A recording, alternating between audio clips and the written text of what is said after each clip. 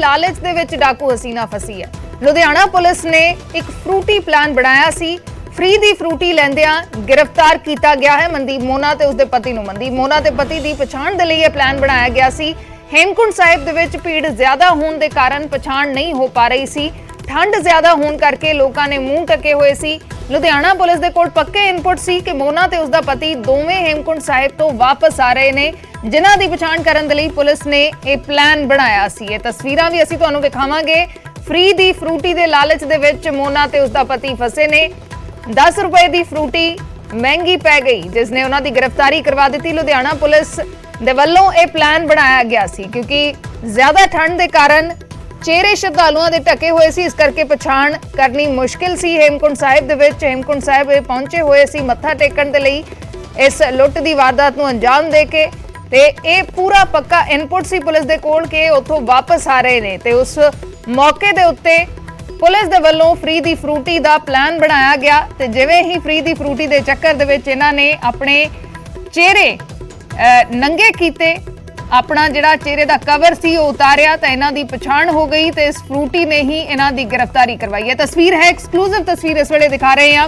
Free दी फ्रूटी दे चक्कर दे विच ये गिरफ्तारी हुई है। मोना ते उसदे पति दोवां नूं गिरफ्तार किया गया है। प्लान पुलिस दे वल्लों बनाया गया सी पक्की इनपुट तो बाद, ते दोवां नूं गिरफ्तार किया गया। पुलिस दे वल्लों ये फ्री दी फ्रूटी वंडी जा रही सी इन्हां दी पछाण करन दे लई, ताकि पता लगे कि जे ये फ्री दी फ्रूटी दे चक्कर दे विच आउंदे ने तां चेहरा दिखे ते फिर पता लगे कि ये ओही ने। ते इसे तरीके दे नाल ये दोवें फड़े गए ने। मनदीप मोना ते उसदे पति नूं दोवां नूं गिरफ्तार किया गया है। उस वेले दीयां तस्वीरां ने जदों पंजाब पुलिस दी टीम उन्हां नूं गिरफ्तार करके लैके आई है। तां हेमकुंड साहब ये पहुंचे सी ते पुलिस दी फ्री दी फ्रूटी दे प्लान दे विच ये दोवें फड़े गए ने, गिरफ्तार कर ले गए ने।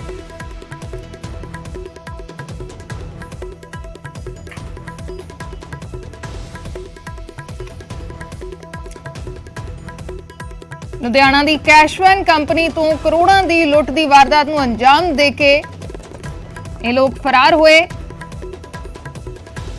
6 मुलजम फड़े गए, जिस तो बाद लगातार पुलिस इन्हां दी तलाश कर रही सी। सुख सुखी सी मनदीप मोना ने, उसदे पति ने, ते उसे दे कारण हेमकुंड साहब गए सी। लेकिन उत्थे जदों इन्हां नूं पता लग गया कि गिरफ्तारी हो गई है कुछ साथियां दी, तां इन्हां ने भुल बख्शाउण दी अरदास कीती। पुलिस दे कोल पक्का इनपुट सी कि ये उत्थों वापस परत रहे ने। रस्ते दे विच पुलिस दे वल्लों ट्रैप लगाया गया। पुलिस दीयां टीमां दे वल्लों फ्री दी फ्रूटी वंडी गई, जिथे ये दोवें फड़े गए ने।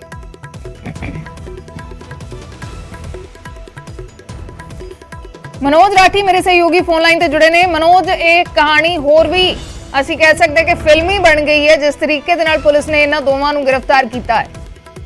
बिल्कुल अज की बड़ी कहानी जी हैगी है, जी भी लुੱਟ हुई है पूरी फिल्मी स्टाइल च हुई है। और न्यूज़ 18 ते एक्सक्लूसिव जी वीडियो है और पूरी कहानी कि किस तरह ये जी डाकू हसीना है मनदीप कौर ते उसदा जिहड़ा हसबैंड है ਉਹਨੂੰ किस तरह जिहड़ा हैगा काबू किया गया। क्योंकि जी जानकारी जी पुलिस ने दी है कि बड़ा ही औखा सीगा, लेकिन पुलिस नूं इनपुट सी कि उत्थे मौजूद ने, इस करके पुलिस की पूरी टीम जी हैगी है बिना वर्दी ते उत्थे ट्रैप ला के खड़ी सी। लेकिन उत्थे काफ़ी मुश्किल सी, काफ़ी लोगों की जी संख्या, लोगों के जिहड़े यात्री उत्थे पहुँचते हैं वो बहुत ज़्यादा सी, यानी कि भीड़ भाड़ बहुत ज़्यादा सीगा। इस करके सारिਆਂ ने, क्योंकि उत्थे बारिश भी हो रही सी नेड़े तेड़े, तां जिहड़ा सारे ठंड सी, इस करके फेस जिहड़ा है वो कवर किया होया सीगा ज़्यादातर लोगों ने। तां इस करके एक तकरीर जी कह सकते हैं कि पुलिस का एक जी हैगी तरकीब सोची कि क्यों ना आपां जिहड़ी ग्लूकोन डी या फ्रूटी जिहड़ी हैगी वो वंडीए।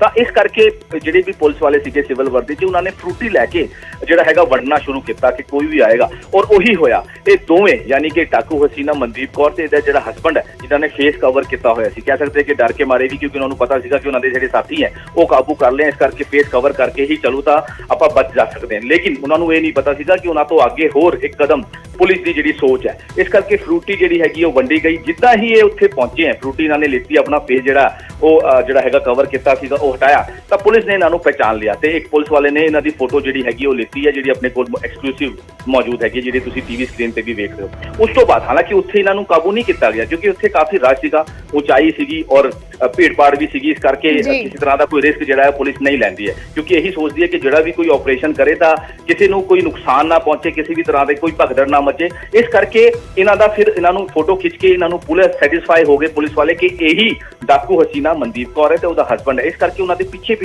ਪੁਲਿਸ ਜਿਹੜੀ ਹੈਗੀ ਹੈ ਉਹ ਜਿਹੜੇ ਪੁਲਿਸ ਆਫੀਸਰ ਸੀਗੇ ਉਹਨਾਂ ਦੇ ਪਿੱਛੇ ਉਹਨਾਂ ਨੂੰ ਫੋਲੋ ਕਰਦੇ ਹੋਏ ਗਏ। ਥੋੜੀ ਦੂਰ ਇਹਨਾਂ ਨੂੰ ਫੋਲੋ ਕਰਦੇ ਗਏ, ਜਦ ਸਾਰਾ ਜਿਹੜਾ ਏਰੀਆ ਅਕੇਲਾ ਪਾਇਆ ਤਾਂ इन दोनों ਨੂੰ ਕਾਬੂ ਕਰ ਲਿਆ ਗਿਆ। और ਸਾਰੀ ਜਿਹੜੀ ਵੀਡੀਓ ਹੈ, ਜਿਹੜੀ ਐਕਸਕਲੂਸਿਵ ਵੀਡੀਓ ਹੈ, ਉਹ ਤੁਸੀਂ ਨਿਊਜ਼ 18 ਦੀ ਸਕਰੀਨ ਤੇ ਦੇਖ ਰਹੇ ਹੋ ਕਿ ਕਿਸ ਤਰ੍ਹਾਂ ਉੱਥੇ ਇਹ ਪਹੁੰਚੇ ਸੀਗੇ ਦਰਸ਼ਨ ਕਰਨ ਵਾਸਤੇ ਔਰ ਕਿਹੜਾ ਰੂਟ ਜਿਹੜਾ ਹੈਗਾ ਇਹਨਾਂ ਨੇ ਪੂਰਾ ਜਿਹੜਾ ਫੋਲੋ ਕੀਤਾ ਵਾਰਦਾਤ ਨੂੰ ਅੰਜਾਮ ਦੇਣ ਤੋਂ ਬਾਅਦ। ਇਹ ਵੀ ਤੁਹਾਨੂੰ ਦੱਸਾਂਗੇ ਕਿ ਕਿਹੜੇ ਰੂਟ ਤੇ ਇਹ ਗਏ ਹੈ, ਕਿੱਥੇ ਰੁਕੇ ਹੈ, ਕਿੱਥੇ ਇਹਨਾਂ ਨੇ ਸਟੇ ਕੀਤਾ ਹੈ। ਉਹ ਵਾਰਦਾਤ ਨੂੰ ਅੰਜਾਮ ਦੇਣ ਤੋਂ ਬਾਅਦ ਇਹ ਦੋਵੇਂ ਮਨਦੀਪ ਕੌਰ ਤੇ ਇਹਦਾ ਜਿਹੜਾ ਹਸਬੰਡ ਹੈ ਇਹ ਸਾਰਿਆਂ ਨੂੰ ਇਹ ਨਹੀਂ ਹੈ ਕਿ ਇਹਨਾਂ ਨੇ ਗਿਣ ਕੇ ਪੈਸੇ ਦਿੱਤੇ ਹੈ, ਇਹ ਵੀ ਗੱਲ ਸਾਹਮਣੇ ਆਈ ਹੈ। ਇਹਨਾਂ ਨੇ ਜੇ ਇੱਕ ਗੱਠੀ ਜਿਹੜੀ ਹੈਗੀ ਕਿਸੇ ਨੂੰ ਚਾਹੇ 10 ਆ ਗਏ ਹੋ, ਚਾਹੇ ਕਿਸੇ ਨੂੰ 15 ਆ ਗਏ ਹੋ, ਚਾਹੇ ਕਿਸੇ ਨੂੰ 5 ਲੱਖ ਹੋ ਗਏ, ਇਹ ਗਿਣੇ ਨਹੀਂ।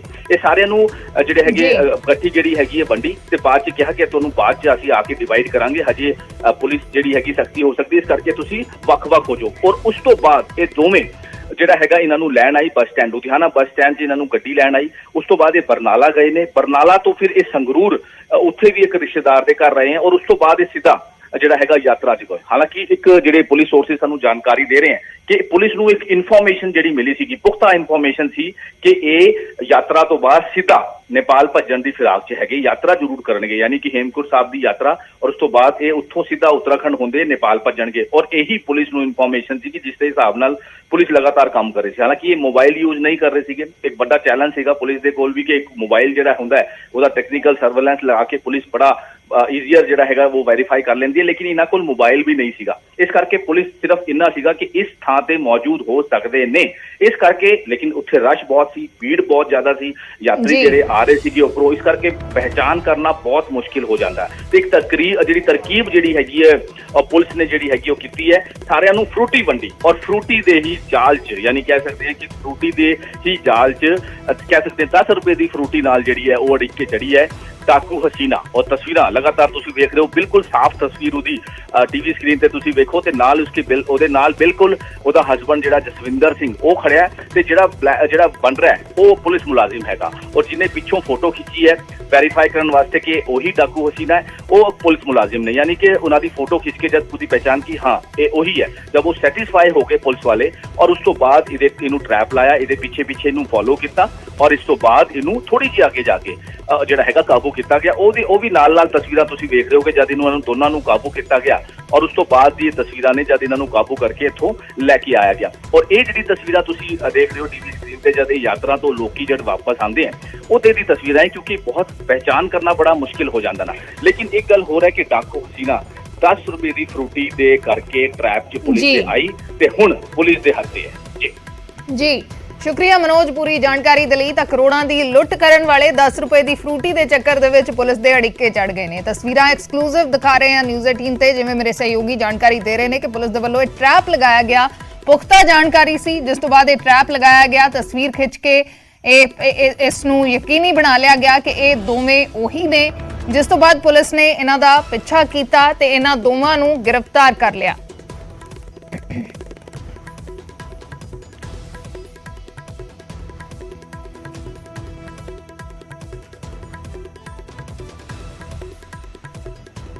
ਲੁਧਿਆਣਾ ਪੁਲਿਸ ਦੇ ਵੱਲੋਂ ਇੱਕ ਹੋਰ ਵੱਡਾ ਖੁਲਾਸਾ ਇਸ ਪੂਰੇ ਮਾਮਲੇ ਤੇ ਕੀਤਾ ਗਿਆ ਹੈ। ਕਿਹਾ ਗਿਆ ਹੈ ਕਿ ਮੋਨਾ ਫੋਨ ਦਾ ਇਸਤੇਮਾਲ ਨਹੀਂ ਕਰ ਰਹੀ ਸੀ। ਪੁਲਿਸ ਦਾ ਕਹਿਣਾ ਹੈ ਕਿ ਮੋਨਾ ਫੋਨ ਦਾ ਇਸਤੇਮਾਲ ਨਹੀਂ ਕਰ ਰਹੀ ਸੀ। ਲੁੱਟਕਾਂਡ ਦੀ ਮਾਸਟਰਮਾਈਂਡ ਹੈ ਮੋਨਾ। ਮੁਲਜ਼ਮਾਂ ਨੂੰ ਮੋਨਾ ਹੀ ਕਮਾਂਡ ਕਰ ਰਹੀ ਸੀ। ਕੰਧ ਤੋਂ ਛਾਲ ਮਾਰ ਕੇ ਮੋਨਾ ਖੁਦ ਕੈਸ਼ ਕੰਪਨੀ ਦੇ ਵਿੱਚ ਦਾਖਲ ਹੋਈ ਸੀ ਤੇ ਉੱਥੇ ਸਾਰੇ ਮੁਲਜ਼ਮਾਂ ਨੂੰ ਕਮਾਂਡ ਕਰ ਰਹੀ ਸੀ। ਮੋਨਾ ਤੇ ਉਸਦੇ ਪਤੀ ਤੋਂ 21 ਲੱਖ ਰੁਪਏ ਰਿਕਵਰ ਕੀਤੇ ਗਏ ਨੇ। ਹੁਣ ਤੱਕ ਲੁੱਟ ਦੇ ਕਰੀਬ 6 ਕਰੋੜ ਰੁਪਏ ਬਰਾਮਦ ਹੋ ਚੁੱਕੇ ਨੇ। ਤਾਂ ਲੁਧਿਆਣਾ ਪੁਲਿਸ ਨੇ ਵੱਡਾ ਖੁਲਾਸਾ ਕੀਤਾ ਹੈ। ਮੋਨਾ ਲੁੱਟਕਾਂਡ ਦੀ ਮਾਸਟਰਮਾਈਂਡ ਹੈ ਤੇ ਫੋਨ ਦਾ ਵੀ ਇਸਤੇਮਾਲ ਨਹੀਂ ਕਰ ਰਹੀ ਸੀ। ਇਸ ਪੂਰੇ ਘਟਨਾ ਦੇ ਦੌਰਾਨ, ਇਸ ਵਾਰਦਾਤ ਦੇ ਦੌਰਾਨ ਉਸ ਤੋਂ ਬਾਅਦ ਫੋਨ ਦਾ ਇਸਤੇਮਾਲ ਨਹੀਂ ਕਰ ਰਹੀ ਸੀ ਤੇ ਇਹੀ ਸਾਰਿਆਂ ਨੂੰ ਕਮਾਂਡ ਕਰ ਰਹੀ ਸੀ। ਜਿੰਨੇ ਮੁਲਜ਼ਮ ਸੀ ਇਸ ਉਹਨਾਂ ਸਾਰਿਆਂ ਨੂੰ ਕਮਾਂਡ ਕਰ ਰਹੀ ਸੀ।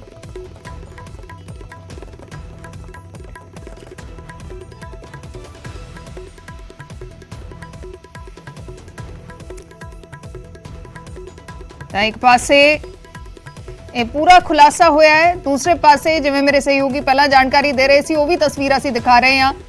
ਹੇਮਕੁੰਟ ਸਾਹਿਬ ਤੋਂ ਵਾਪਸ ਪਰਤਦੇ 10 ਰੁਪਏ ਦੀ ਫਰੂਟੀ ਦੇ ਚੱਕਰ ਦੇ ਵਿੱਚ ਦੋਵੇਂ ਪੁਲਿਸ ਦੇ ਅੜਿੱਕੇ ਚੜੇ ਨੇ। ਮੋਨਾ ਤੇ ਉਸਦੇ ਪਤੀ ਦੀ ਗ੍ਰਿਫਤਾਰੀ ਹੋਈ ਹੈ। ਪੁਲਿਸ ਦੇ ਵੱਲੋਂ ਟ੍ਰੈਪ ਲਗਾਇਆ ਗਿਆ ਸੀ ਹੇਮਕੁੰਟ ਸਾਹਿਬ ਦੇ ਵਿੱਚ, ਕਿਉਂਕਿ ਉੱਥੇ ਠੰਡ ਹੁੰਦੀ ਹੈ। ਜ਼ਿਆਦਾਤਰ ਜਿਹੜੇ ਸ਼ਰਧਾਲੂ ਜਾਂਦੇ ਨੇ ਉਹਨਾਂ ਦੇ ਚਿਹਰੇ ਢੱਕੇ ਹੋਏ ਹੁੰਦੇ ਨੇ, ਤਾਂ ਪੁਲਿਸ ਦੇ ਵੱਲੋਂ ਇਹ ਟ੍ਰੈਪ ਲਗਾਇਆ ਗਿਆ। ਜਿਵੇਂ ਹੀ ਮੋਨਾ ਤੇ ਉਸਦਾ ਪਤੀ ਉਹਨਾਂ ਦੇ ਕੋਲ ਪਹੁੰਚੇ ਨੇ, ਇਸ ਫ੍ਰੀ ਫਰੂਟੀ ਦੇ ਚੱਕਰ ਦੇ ਵਿੱਚ ਉਹਨਾਂ ਦੀ ਪਛਾਣ ਹੋ ਗਈ, ਜਿਸ ਤੋਂ ਬਾਅਦ ਪੁਲਿਸ ਨੇ ਪਿੱਛਾ ਕਰਕੇ ਇਹਨਾਂ ਦੋਵਾਂ ਨੂੰ ਗ੍ਰਿਫਤਾਰ ਕੀਤਾ ਹੈ। ਦੇ ਵਿੱਚ ਇਹ ਕਹਾਣੀ ਹੈ ਕਿ ਇਹਨਾਂ ਨੇ ਕੋਈ ਗਿਣ ਕੇ ਕੈਸ਼ ਕਿਸੇ ਨੂੰ ਨਹੀਂ ਫੜਾਇਆਗਾ, ਵੀ ਇਹਨਾਂ ਨੂੰ ਆਪ ਨੂੰ ਇੱਕ ਨੂੰ ਦੂਜੇ ਕੋਲੇ ਕਿੰਨਾ ਕੈਸ਼ ਹੈ ਇਹ ਵੀ ਇਹਨਾਂ ਨੂੰ ਪੂਰੀ ਜਾਣਕਾਰੀ ਨਹੀਂ ਹੈਗੀ। ਵੀ ਜੇ ਤਾਂ ਕੋਈ ਵੰਡੀ ਪਾਈ ਹੋਵੇ, ਕਾਊਂਟ ਕੀਤਾ ਹੋਵੇ, ਇਹੋ ਜਿਹਾ ਕੋਈ ਹਿਸਾਬ ਕਿਤਾਬ ਨਹੀਂ ਹੈਗਾ।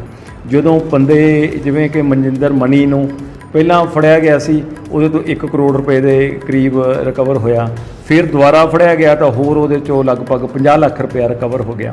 ਇਸ ਕਰਕੇ ਦੂਸਰੇ ਨੂੰ ਇੱਕ ਪਹਿਲੇ ਕੋਲੇ ਕਿੰਨਾ ਕੈਸ਼ ਹੈ ਉਹ ਆਈਡੀਆ ਨਹੀਂ, ਇਹ ਸਿਰਫ ਇਹਨਾਂ ਦੀ ਪੁੱਛਗਿੱਛ ਦੇ ਮੁਤਾਬਕ ਤੇ ਡਿਟੇਲ ਵਿੱਚ ਕੀਤੀ ਪੁੱਛਗਿੱਛ ਦੇ ਮੁਤਾਬਕ ਹੀ ਪਤਾ ਲੱਗ ਸਕਦਾ। ਅੱਛਾ ਸਰ, ਜਿਹੜੀ ਡਾਕੂ ਹਸੀਨਾ ਹੈਗੀ ਹੈ, ਇਹ ਮਾਸਟਰਮਾਈਂਡ ਕਹੀ ਜਾਣ ਵਾਲੀ ਹੈ ਕਿ ਇਹਨੇ ਸਾਰਾ ਕੁਝ ਪਲਾਨ ਕੀਤਾ ਸੀ, ਇਹਨੇ ਸਾਰਾ ਕੁਝ ਰਚਿਆ ਸੀਗਾ ਕਿ ਕਿਸ ਤਰੀਕੇ ਨਾਲ ਵਾਰਦਾਤ ਨੂੰ ਅੰਜਾਮ ਦਿੱਤਾ ਜਾਊਗਾ, ਕਿੰਨੇ ਲੋਕ ਬਾਹਰ ਖੜਨਗੇ, ਕਿੰਨੇ ਅੰਦਰ ਜਾਣਗੇ, ਸਭ ਕੁਝ ਇਹਨੇ ਡਿਜ਼ਾਈਨ ਕੀਤਾ ਸੀ।